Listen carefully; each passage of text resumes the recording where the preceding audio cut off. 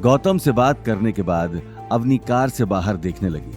वो समझ गई थी कि मुंशी जी के पास गौतम से अच्छा जरिया नहीं था अपनी बात पहुंचाने का, लेकिन वो इस बात से बेखबर थी कि मुंशी जी ने गौतम के कहने पर ही ये सारा नाटक खेला था। वहीं दूसरी तरफ गौतम कार चलाते हुए बार बार अवनी को देख रहा था। अवनी से झूठ बोलने की बात उसे अंदर ही अंदर कचोट रही थी। अवनी, मुझे माफ करना, मैंने तुमसे झूठ बोला, लेकिन क्या करूं, इसके सिवाय मेरे पास कोई और रास्ता नहीं था। अगर तुम्हें सच बताता हूं तो मुंशी जी से किया हुआ वादा तोड़ना पड़ेगा, इसलिए अगले 1 साल तक मैं तुम्हें सच नहीं बताऊंगा। अग्रवाल हाउस से वापस आने के बाद सभी के चेहरे पर मायूसी छाई थी। सभी एक एक कर घर के अंदर चले गए। रात हो चुकी थी। गीता ने अंदर कदम रखते ही गौतम के ऊपर एक खड़ूस सास की तरह ताने बरसाने शुरू कर दिए। गौतम भी सिर झुकाए सुनता जा रहा था। शक्ल तो देखो इस ढीठ की, इतना सब कुछ सुनने के बाद भी बेशर्मों की तरह खड़ा है, मुंह में जैसे दही जमा रखा हो। अवनी के पूजनीय दादाजी ने अगर इस महान हस्ती से मेरी बेटी की शादी न कराई होती तो आज मेरी बेटी भी किसी बड़े घर की बहू होती। बड़ा घर तो छोड़ो, हमें तो अपने ही घर में एक भूत पालना पड़ रहा है। गौतम, बस बहुत हुआ, बहुत तोड़ ली तुमने घर बैठकर मुफ्त की रोटियां। तुम्हारी वजह से हमें हर वक्त लोगों के सामने जलील होना पड़ता है, इसलिए अब कहीं ना कहीं जाकर जॉब ढूंढो। हमारी हालत तुम जानते ही हो। अब हमारे पास इतने पैसे नहीं हैं कि मुफ्त में तुम्हारा भी पेट भरें। अरे अगर आज इसके पास कोई ना कोई नौकरी होती तो उस सिद्धार्थ को इतना कुछ कहने का मौका तो नहीं मिलता। Mom, dad, I am sorry, मेरी वजह से आपको लोगों के ताने सुनने पड़े, लेकिन ऐसा नहीं है कि मैंने कोशिश नहीं की। मैं जहां भी जॉब के लिए जाता हूँ वहां बात बनते बनते बिगड़ जाती है।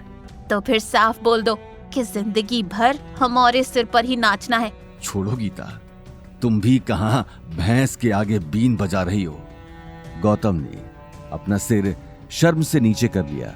अवनी बिना कुछ कहे उसे देख रही थी। मैं कोशिश करूंगा कि जितना जल्दी हो सके कोई ना कोई नौकरी मिल जाए। कोई जरूरत नहीं है नौकरी ढूंढने की। कोई ऐसी वैसी नौकरी करोगे तो भी लोग ताने देंगे, उन्हें तो नया टॉपिक मिल जाएगा। इसीलिए यहीं घर बैठो और घर का काम करो। अवनी की बात के आगे गौतम कुछ कह नहीं पाया। गीता भी अपना सिर पकड़कर बैठ गई और गुस्से भरी निगाहों से गौतम को देखने लगी। अब जाओ, यहाँ खड़े खड़े किसका वेट कर रहे हो? जाकर खाना बनाओ। गीता की तीखी आवाज सुनकर गौतम किचन की तरफ चला गया। अगर दाल में नमक थोड़ा सा भी ज्यादा हुआ तो वह सारी दाल तुम ही बैठकर खाना। गीता ये कहते हुए अपने सिर को दबाने लगी। अपनी मॉम को इस तरह देखते ही अवनी उनके पास आकर बैठ गई। अवनी बेटा, क्यों जिद ले रखी है इस आदमी के साथ रहने की? अरे तेरे सामने इतना बड़ा रिश्ता है और तू उसे ठुकरा रही है।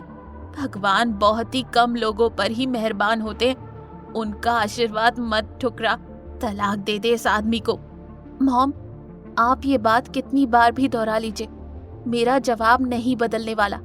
मेरा जवाब वही रहेगा, मैं गौतम को तलाक नहीं दूंगी। आखिर उसे तलाक देने की कोई वजह भी तो होनी चाहिए। उसने आज तक मुझसे ऊंची आवाज में बात नहीं की, मेरा हर कहा मानता है और तो और अपनी पूरी कोशिश करता है। अब अगर बात नहीं बन पाती तो इसमें इसकी क्या गलती? गीता ये बात कहकर सोफे से उठकर वहां से जाने लगी। तुझे तो कहना ही बेकार है, जब अपने बच्चे ही खुद की जिंदगी बर्बाद करने की ठान चुके हो तो माँ बाप भी क्या करेंगे? ये बात बड़बड़ाकर गीता कमरे में चली गई। अनिल भी परेशान होकर दरवाजे से बाहर निकल गया। वहीं गौतम ने किचन में रहकर अवनी की ये बात सुन ली थी।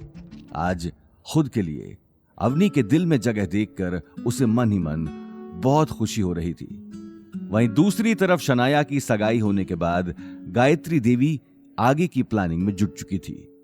रघुवीर पंडित के बेटे के साथ शनाया की सगाई करवाकर उसे कहीं ना कहीं एक उम्मीद नजर आ रही थी। साथ ही एक उम्मीद उसे इस बात की भी थी कि अवतार ग्रुप जोधपुर में सबसे बड़ा शॉपिंग मॉल बनाने जा रहा था, जिसमें बहुत सारे आर्किटेक्चर फर्म्स ने अपनी एप्लीकेशंस भेजी थी, जिनमें से एक है अग्रवाल ग्रुप। अपने पति हिम्मत अग्रवाल के जाने के बाद गायत्री देवी ने सारा बिजनेस अपने कंट्रोल में कर लिया था। पर कुछ सालों से कंपनी लॉस में जा रही थी और गायत्री देवी किसी भी हाल में अग्रवाल ग्रुप को फिर से टॉप पर लाना चाहती थी और इसके लिए उनका डिजाइन सिलेक्ट होना बहुत जरूरी था। आगे की कहानी जानने के लिए देखिए अगला एपिसोड सिर्फ पॉकेट एफएम के यूट्यूब चैनल पर और रॉयल वारिस के सारे एपिसोड्स को सुनने के लिए डिस्क्रिप्शन में दी लिंक से डाउनलोड करें पॉकेट एफएम ऐप।